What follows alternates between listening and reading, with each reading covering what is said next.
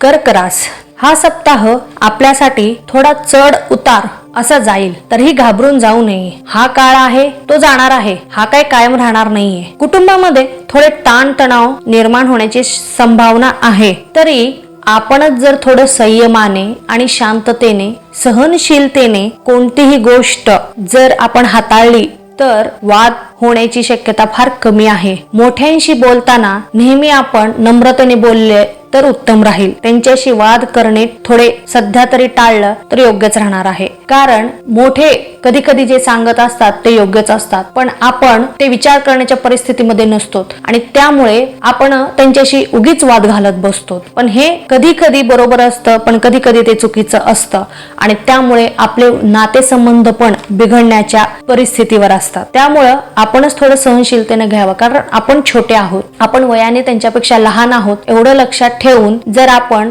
वागलात तर योग्य होणार आहे. प्रत्येक ठिकाणी म्हणजे ती नोकरीचे ठिकाण असेल किंवा घरामध्ये असेल, थोडंसं सध्या आपलं डोकं जरा शांतच ठेवलेलं बरं पडणार आहे. कारण सध्याचं जे योग आहेत किंवा जे वातावरण आहे ते आपल्यासाठी थोडंसं रागाचं किंवा अशांततेचं आहे. त्याच्यामुळं सध्या तरी शांत राहा आणि मगच काय असेल तो निर्णय घ्या, शांततेने घ्या. तरुणांनाही थोडा अडचणींचा काळ राहणार आहे. जर काही काम आपण नवीन काही गोष्टी करण्याच्या आपण जर विचारात असाल ना, तर आपण थोडंसं थांबावं, कारण सध्या तो काळ चांगला नाहीये, आपल्यासाठी तरी नाहीये. म्हणून काही विचार केलेला आहे तो मनात ठेवा, कृतीत आणू नका. मनात ठेवा, त्याप्रमाणे तुम्ही काही त्याच्यासाठी जे काम करायचे असेल किंवा अजून काही नवीन त्याच्यामध्ये तुम्हाला विचारांची भर घालायची असेल तर तुम्ही विचार करून ठेवा, काम करून ठेवा.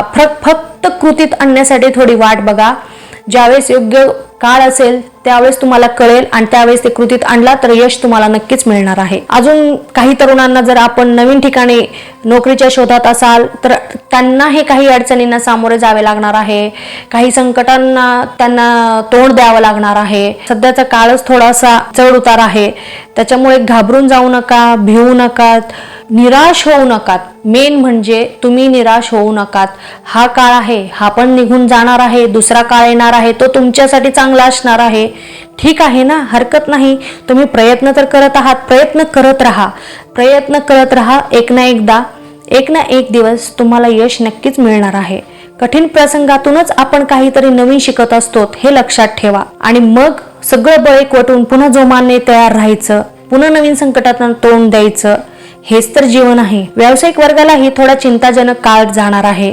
काही नवीन ठिकाणी जर आपण पैसा गुंतवण्याच्या जर विचारात असाल ना, तर आधी नीट विचार करा, इकडं तिकडं चौकशी करा, प्रत्येक गोष्टीची शहानिशा करा. आपण कुठे फसलो जाणार नाहीत ना याचाही विचार करा, कारण नंतर उगीच नुकसान होण्याची शक्यता आहे.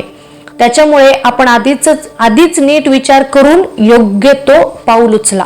महिलांसाठी हा सप्ताह खूप उत्साह देणारा आहे, तरीही त्याच्यातच वाहून न जाता त्यांनीही स्वतःची काळजी घेणे उत्तम राहणार आहे. घरातील महिला जेव्हा स्वस्थ असतात तेव्हाच घरही स्वस्थ असते. संपूर्ण घराची जबाबदारी तुमच्यावरच असते. त्यामुळे आनंदी राहा, सोबतच काळजी घ्या. कोणतेही नवीन काम करताना विचार करून करा. विद्यार्थी वर्गाला आपण थोडंसं मन इकडे तिकडे भटकणारा काळ जाणार आहे.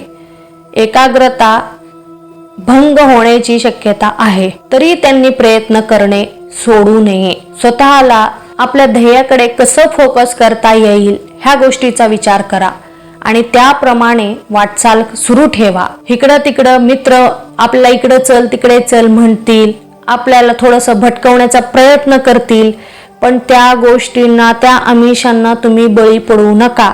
सध्या आपलं फ्युचर फक्त याचा विचार करा आणि मगच तुम्हाला यश मिळणार आहे. असं घर बसल्या काही न करता यश आपोआपच तुमच्या जवळ येणार नाहीये. प्रत्येक गोष्ट ही तुम्हाला स्वतःला करायची आहे. जर तुम्हाला थोडंसं वाटलं की बाबा आता थोडंसं चिल करूया तर ठीक आहे, करा, पण कंटिन्यू हेच करत बसू नका. भविष्य खूप महत्वाचं आहे, आपलं ध्येय खूप महत्वाचं आहे. त्यासाठी प्रयत्न करत राहणे हेच उत्तम राहणार आहे आणि तेच करा. परिश्रम करा, कठीण परिश्रम करा. ज्येष्ठ वरिष्ठ व्यक्तींना हा काळ उत्साहित असा जाणार आहे. अचानक आपल्या जुन्या मित्रमैत्रिणींच्या गाठीभेटी घडतील.